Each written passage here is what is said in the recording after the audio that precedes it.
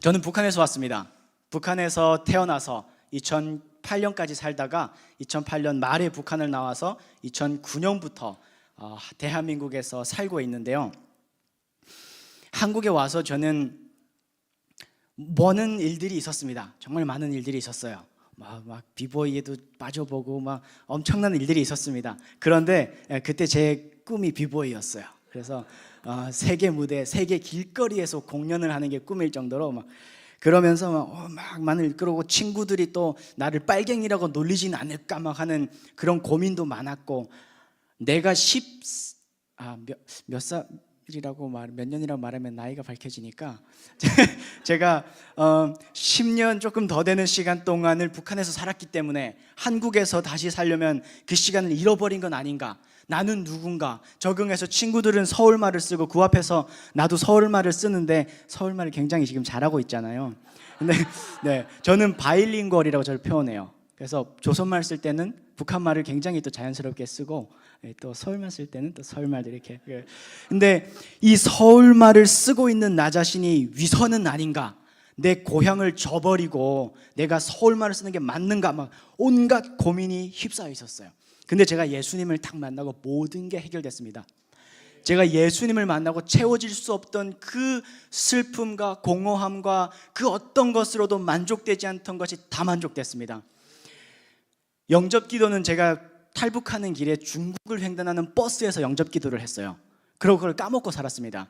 그러고 한국에서 막 여러 가지 모양으로 살다가, 교회는 또 주일마다 나가기는 했어요. 여러 가지 모양으로 살다가 이제 예수님을 진하게 중학교 때 만나기도 하고 다시 또 까먹었다가 이렇게 왔다 갔다 하다가 미지근해서 토함을 당할 뻔했다가, 그렇게 하다가 이제 20대 대학생이 되었을 때 기도할 때 예수님이 다시 한번 저를 뜨겁게 만나 주셨어요. 제가 오래 다니던 그 교회 4층에 학교 끝나고 친구들이랑 놀다가 밤 11시에 집 가는 길에 왠지 오늘은 교회 가야 될 것 같은 거예요. 그래서 혼자 오토바이 타고 가서 그 교회 밑에 오토바이를 주차해 놓고 4층으로 올라갔습니다. 3층은 이제 많은 분들이 와서 기도하는 자리라 4층 빈 곳에 올라갔어요. 거기에 올라가서 한참 기도하고 있던 중에 그 창문 밖으로 빨간색 십자가가 이렇게 딱 보이는 거예요. 근데 2단 교회였어요. 구원파 교회였는데 그래도 십자가를 걸고 있었어요. 근데 창문이 이렇게 딱 환하게 열리더니 그 십자가가 제 안에 이렇게 쫙 들어오는 거예요. 그러면서 제가 영접 기도했던 그 순간을 하나님이 기억나게 해주시면서, 사랑하는 아들아, 그때부터 그 고백을 내가 너무 귀하게 받았다. 그리고 그 전부터 내가 너의 인생을 어떻게 인도해 오셨는지 그냥 쫙 보여주시는 거예요. 정말 할 말이 없더라고요. 제가 막 이쪽으로 가고 있으면 그쪽 아니야 임마, 탁 가다 띵, 그쪽 아니야, 이렇게 계속 이렇게 저를 바른 길로 돌아오도록 인도해 주신 하나님의 그 행적이 보이니까 하나님이 나를 사랑하신다는 게 믿어지는 거예요. 그래서 그 뒤에 그날 이후부터 제 인생에서 두려움이라는 단어가 사라졌습니다. 두려움이라는 키워드가 없어졌어요. 예. 막 전에는 샤워하다가도 이렇게 막 갑자기 눈 씻고 주위를 둘러보고 막 그랬었어요. 왜 괜히 막 이렇게 눈에 거품 묻었을 때 누가 막 쳐다보고 있는 것 같고, 그 정도로 겁이 많았어요. 어두운 길에는 절대도 가기 싫어했어요. 그리고 엘리베이터 타면 막 거기 불 안 켜져 있으면 내가 가는, 문 열렸는데 막 층과 층 사이에 어디 막 그런 것은 아닐까, 막 그런 두려움도 막 다 사라졌어요. 그리고 성경의 모든 말씀이 저를 향해서 권능아 사랑해 이렇게 말하고 있는 거예요. 그 뒤로 제 인생이 바뀌어서 문 밖에 나가면 지나가는 사람들한테 예수님 믿으세요, 예수님 진짜 좋아요 막 말하고 싶고, 막 누구든 끌어안고 막 사랑한다고 말하고 싶어요. 그럼 이 미친 자식은 뭐지? 막 괜찮았어요. 그리고 막 누구를 만나도 용서를 할 수 있을 것 같고, 막 나뭇잎이 햇빛 받아서 바람에 흔들리는데 막 그것도 막 나무가 하나님을 찬양하고 있는, 막 이렇게 보이는 거예요. 진짜 눈이 바뀌고 인생이 바뀌고 시야가 바뀌고 관점이 바뀌고 인생이 바뀌어 버리니까 이 좋은 거를 북한에 있는 친구들에게 전해주고 싶다가 된 거예요. 그래서 부모님이 하시던 북한 선교에 저도 동참하게 되고, 이제는 그 일이 제 일이 되고 제 사명이 되고 제 비전이 되고 제 목표가 되고 제 인생이 되어서 그거밖에 몰라요. 저는 원래 로스쿨을 지망했습니다. 그래서 정치외교학과를 갔어요. 열심히 공부했습니다. 변호사가 되면 내가 북한 주민들을 구원할 수 있지 않을까. 열심히 하다고 변호사님들이랑 일을 해보니까 당장 변호사가 돼도 할 수 있는 게 없는 거예요. 그러면 박사가 되어보자. 정치학 석사를 공부했습니다. 공부하고 아무리 해봐도 나보다 뛰어난 석사, 똑똑한 박사, 교수님들이 더 많은데 안 바뀌고 있는 거예요. 나는 뭐 해야 되나? 하나님께 인생을 드리자. 그때부터 다 스탑하고 그냥 여기에 인생을 드리기로 했습니다. 여기 계신 분들도 제가 지금 표정들을 보니까 다 고인물이야. 보니까 다 고인물들이에요. 몇 년간 지금 하나님을 향해 인생을 헌신하신 분들이 모여 있는 것 같아요. 정말 귀한 헌신 하나님이 열매 맺게 하실 줄 믿습니다. 그래서 이 하나님이 진짜기 때문에, 이 하나님이 살아계시기 때문에, 이 다 만드신 하나님이 나를 사랑하시는 내 아버지이기 때문에 우리는 오늘 저녁에 서 있는 겁니다.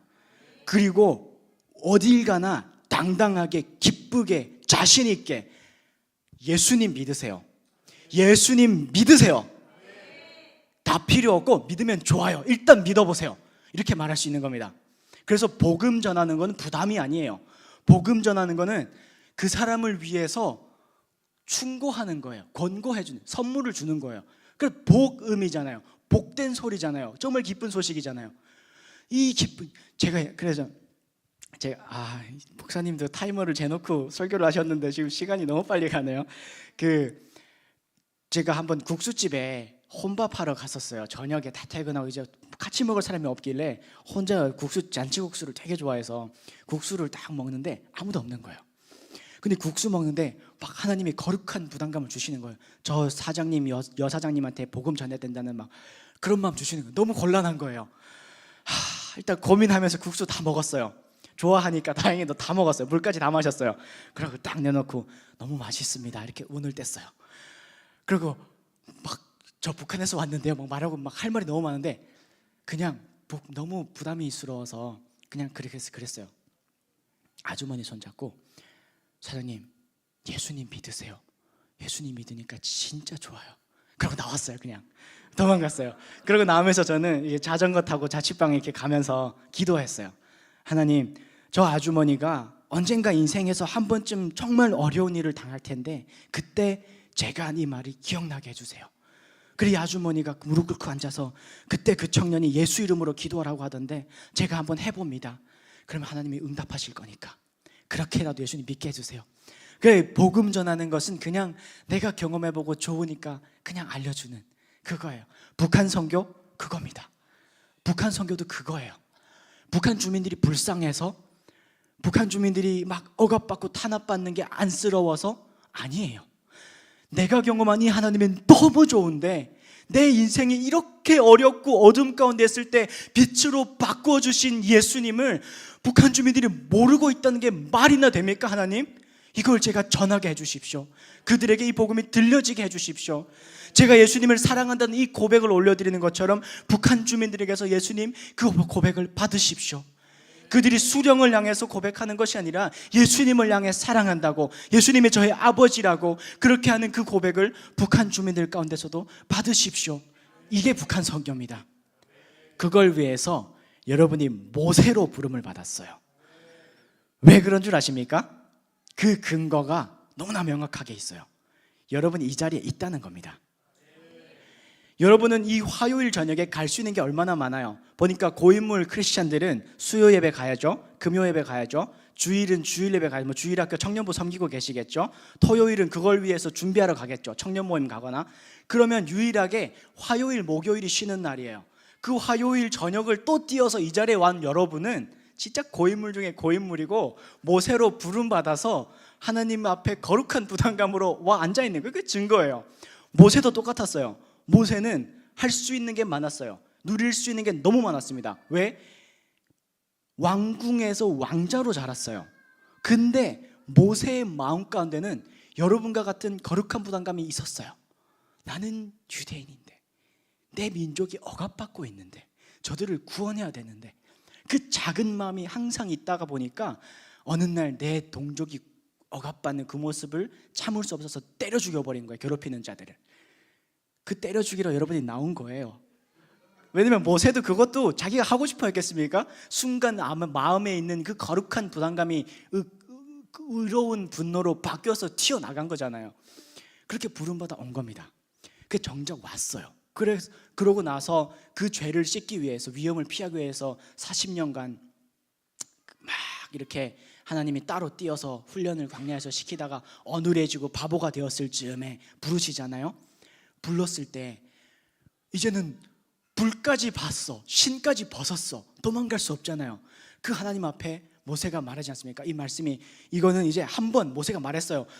나 말을 진짜 못하는데 제가 어떻게 바로 앞에 가서 말하고 어떻게 이스라엘 백성을 설득합니까? 하니까 하나님이 말씀하셨잖아요.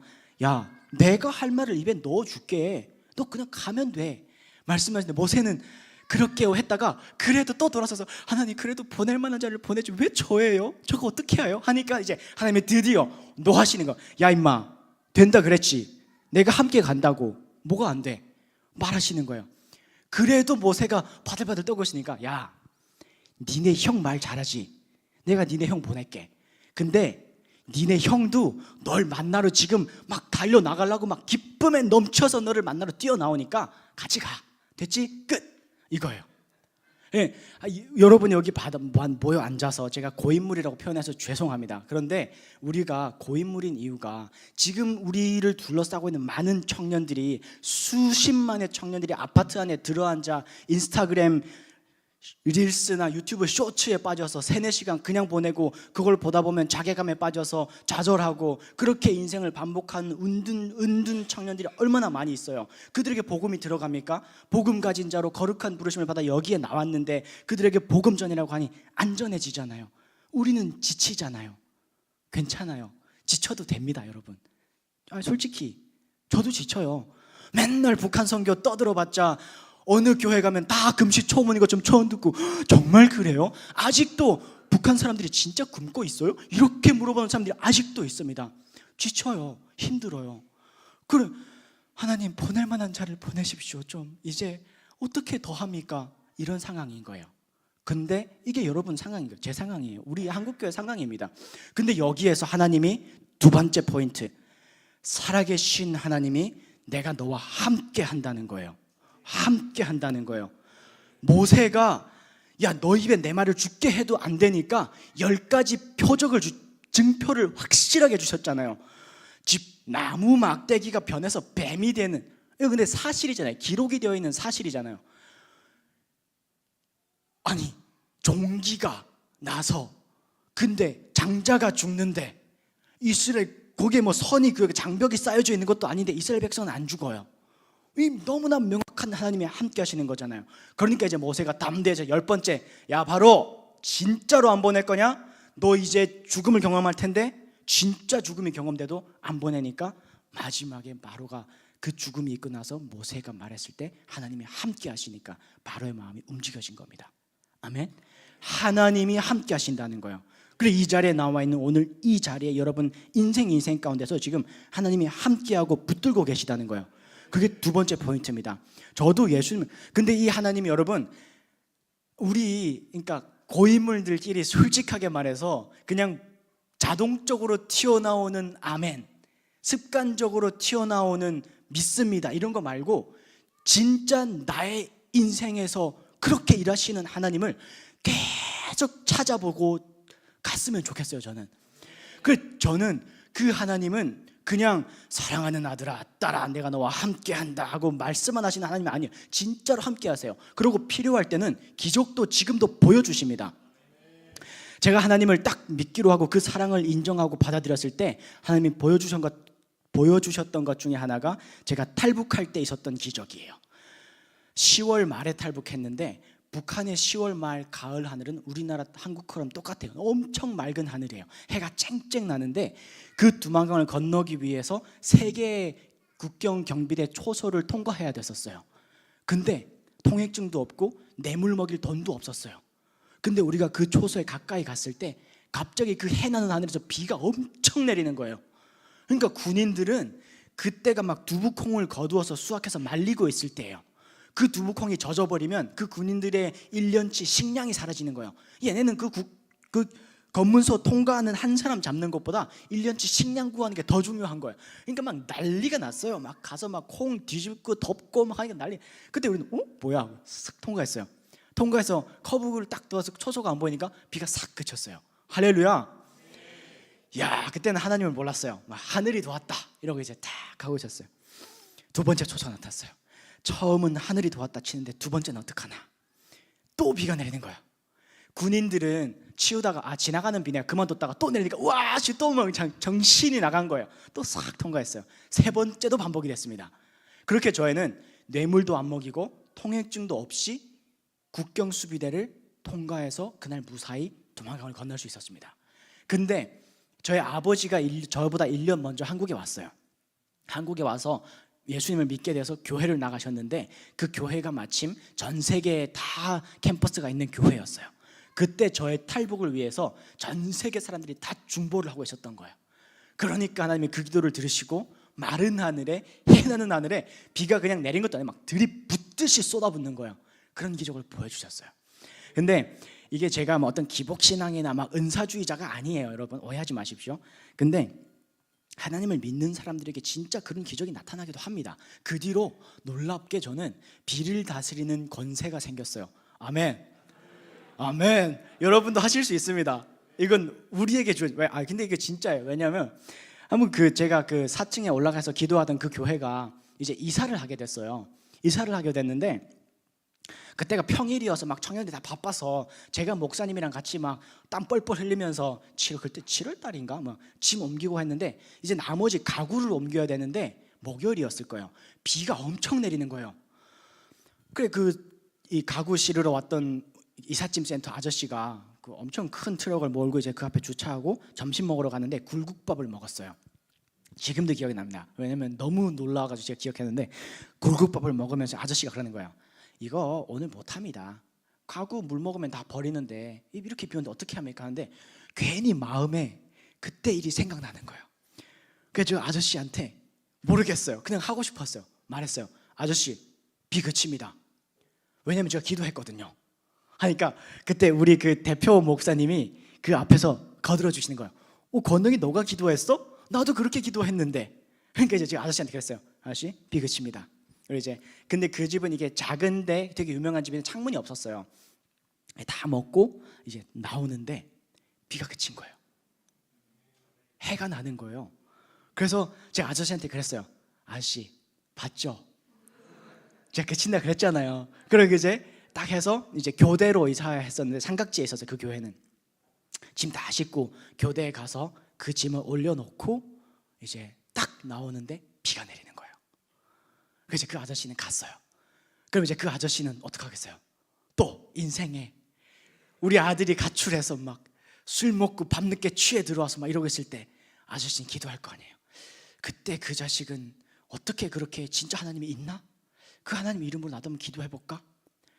그러면 예수님 믿게 될 거를 믿습니다. 그러니까 필요할 때 하나님이 이렇게 진짜 기적도 보이시는 거예요. 그 외에도 이게 막 제가 막 이렇게 시간이 그렇습니다. 그러니까 하나님이 진짜 그렇게 일하세요. 그러니까 그때 모세에게 역사하셨던 하나님이 근데 여러분의 삶도 잘 한번 생각해 보세요. 잘 한번 되돌아보면 내가 기도했던 것들이 다 이루어졌어요. 여러분 아직 이루어지고 있거나 이루어졌거나 둘 중에 하나예요. 없어진 건 없습니다. 이게 자연스럽게 세 번째로 연결이 됐는데 우리가 북한을 놓고 했던 기도도 마찬가지입니다. 하나도 땅에 떨어지지 않고 다 응답이 되었다는 거예요. 그리고 하나님은 이제 우리를 부르셨고 너와 함께 한다고 말씀하시면서 그 증표를 보여주셨고 그것도 부족해서 정말 성령으로 무장된 아론이 여기서는 말을 잘한다고 나와 있지만 북한에 있는 청년들이 거기서 지금 믿음 가진 청년들은 정말 죽음을 불사한 믿음의 그 폭발하는 그 믿음을 갖고 있잖아요. 그 청년들 여러분에게 붙여주실 때가 됐다고요. 아멘. 제가 북한에서 왔습니다. 북한에 이런 자들이 남아있다는 거예요. 이런 자들이 지금 기도하고 있다는 거예요. 성경에 나와 있잖아요. 엘리야가 막 주님 다 배신하고 저만 남은 것 같아 하니까 내가 바알에 무릎 꿇지 않은 7천의 의인을 남겼다고 말하는데 북한에도 똑같은 거예요. 청년들, 지금 특히 장년 세대 분들도 걱정 마십시오. 여러분 청년입니다. 청년의 영성을, 예수의 영을 가진 우리는 청년이에요. 예수님은 33살이지 않습니까? 그 예수의 영이 우리 안에 있으면 우리는 33살인 거예요. 할렐루야. 저는 올해 막 30이 됐습니다. 공개할게요. 올해 막 30이 됐는데 3살만 있으면 예수님과 동갑이에요. 공생애를 시작하신 나이인데, 이런 청년들이 북한 안에 남아 있습니다. 남아서 억압 가운데, 죽음 가운데서도 주여 내 생명 주께 바쳐드리오니 이 나라 내 민족이, 이 나라 내 땅이 하나님을 예배하는 민족 되게 하여 주시옵소서, 그렇게 부르짖는 청년들이 있다고요. 그 청년들이 대한민국으로 내려와서 한국 아파트에 숨어있는 청년들을 만나서 뭐라고 하겠습니까? 너 인생 그렇게 살 거야? 너 진짜 아깝지 않아? 나는 그 밥 한 그릇 배부르게 먹어보는 게 나의 꿈이고 내 인생의 유일한 목표인데도 그 가운데서 예수님이 나를 먹여 살렸는데 너는 너의 인생 그렇게 살고 싶니? 예수님은 널 위해 죽으셨는데 너의 인생을 그렇게 아파트 가운데 갇혀가지고 그냥 흘려보낼래? 예수님이 내일 오신다면 너는 어떻게 할 건데? 그 젊은 몸뚱아리, 그 넘치는 열정 가지고 너는 죽어버릴 거야?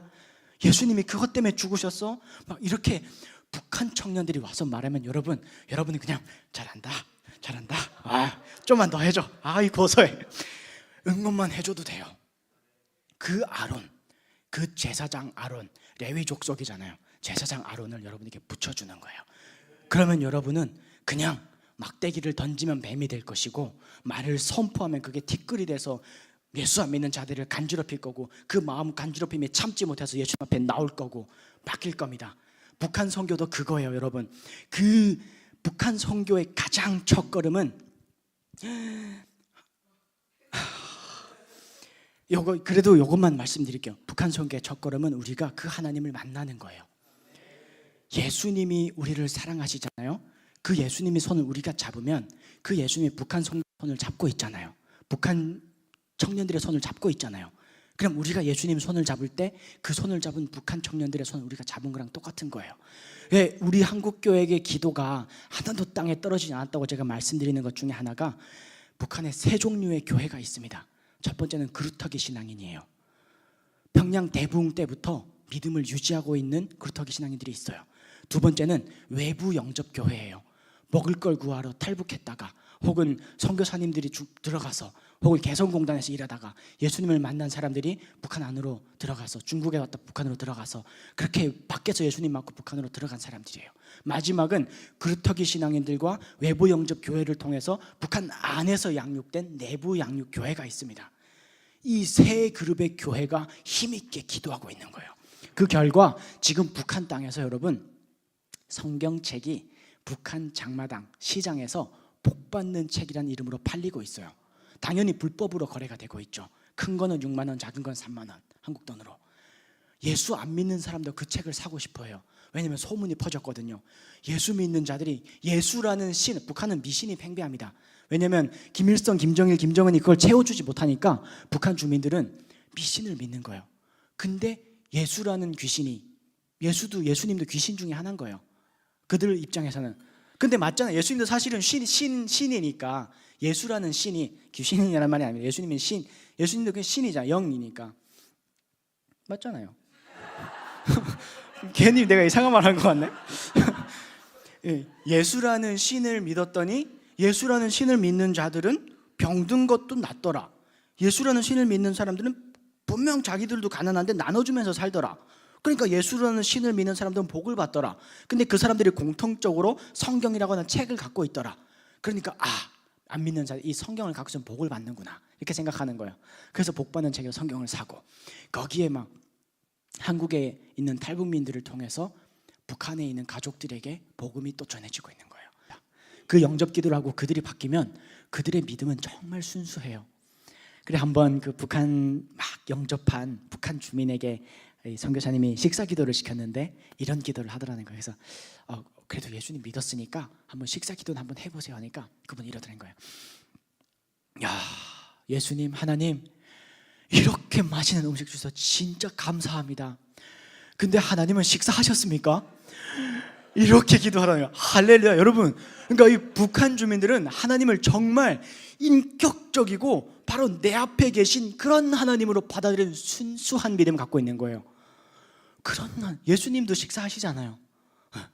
그런 하나님으로 순수한 믿음 갖고 믿고 있는 거예요. 그 믿음을 가진 청년들이기 때문에 죽음이 다가온다 할지라도 하나님이 진짜니까, 나의 인생에 예수님이 진짜고 그분이 나를 살리시는 줄 알기 때문에 죽음 앞에서도 예수 믿으세요.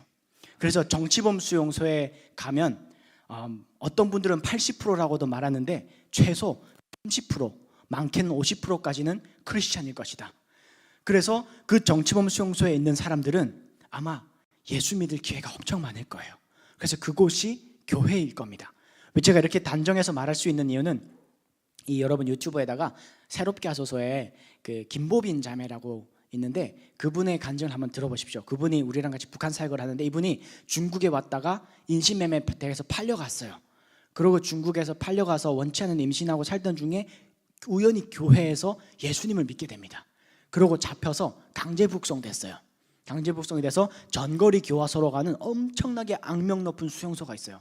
거기에 갇혀서 매 맞고 그 안에서도 강간당하고 낙태당하고 그러면서 막 온갖 수모를 겪었어요. 그 중에 이 보빈 이 자매님이 기도한 거예요. 예수님, 저 진짜 너무 힘듭니다. 너무 아파요. 근데 예수님이 저를 위해서 십자가에 못 박히실 때 얼마나 더 아프고 더 힘드셨습니까? 이 기도를 하고 나니까 그때부터 그 감옥이 천국 같더라는 거예요. 그래서 이 자매님은 그 이후에 감옥 안에서 8명을 전도했어요. 8명을 전도해서 매일 아침마다 그 감옥 안에서 예배를 드린 거예요. 근데 어떻게 드리냐면 거기서 소리내서 찬양을 못하니까 그냥 8명이 모여 앉아서 가만히 서로의 눈을 쳐다보고 있는 거예요. 그리고 침묵으로 예배 드리는 거예요. 아마 저는 그때 그들이 똑같은 노래를 불렀을 거예요. 똑같은 찬양을 했을 거라고 믿고 있습니다. 왜? 한 성령이 그들과 함께 했을 테니까. 그러고 그 법인 자매가 다시 탈북에 성공할 수 있었고 그 안에서 전도받은 사람 중에 3명이 함께 탈북했어요. 그 중에 한 사람이 혹시 아실 수도 있는데 윤설미 씨라고 유튜브에 치면 나와요. 윤설미 씨도 그 감옥에서 법인 자매에게 전도받은 자매 중에 한 명이에요. 이렇게 수용소에서도 하나님이 역사하고 계신 겁니다. 그러니까 여러분, 우리가 북한을 놓고 기도했잖아요. 그 기도가 하나도 땅에 떨어지지 않았습니다. 하나님은 그 기도를 그대로 응답하셔서 우리가 북한을 봤을 때 가장 절망스러운 곳 수용소에서조차 하나님의 일을 하고 계신 거예요. 그리고 그렇게 믿음을 유지한 자들이 우리를 만나면, 내일 우리를 만난다면 이들은 대한민국에 묵어서 정체된 이 영성을 돌파해버릴 수 있는 성령의 불꽃이 되는 겁니다. 그래서 저는 지금도 성령의 새바람 이 땅에 불어오소서 주의 영 생기로 우리를 가득 채우사 이 땅에 하나님 영광 거하는 나라 되게 해달라고, 하나님의 영광을 열방에 비추는 제사장 나라가 해달라고 하는 그 기도가 너무 가슴에 와닿아요. 북한 성도들의 손을 잡고 함께 한다면 그 꿈은 이루어집니다. 여의도에서 1970년도던가요? 우리 200만 명이 모여서 하나님께 올려드렸던 서원 10만 선교사를 파송하겠습니다 했는데 5만밖에 못 채웠잖아요. 나머지 5만은 북한의 순교자 수요, 북한 청년들의, 북한 성도들의 수를 합하면 10만 선교사 파송의 꿈은 이루어집니다. 성령 한국, 거룩한 성령의 파도가 대한민국을 덮을 날이 멀지 않았습니다. 여러분, 우리는 모세로 오늘 부르심을 받았고 그 우리를 부르신 하나님이 능력으로 우리와 함께하고 계시고 그것도 모자라서 성령 충만한 북한 성도들을, 청년의 영성을 가진 그들을, 순교의 영성을 가진 그들을 우리 옆에 붙여주셨다는 거예요. 이제 그들과 거룩한 손을 잡고 하나가 되어서 하나님 앞에 부르짖으면 되는 겁니다. 그래서 우리 지금 함께 부르짖기 원합니다.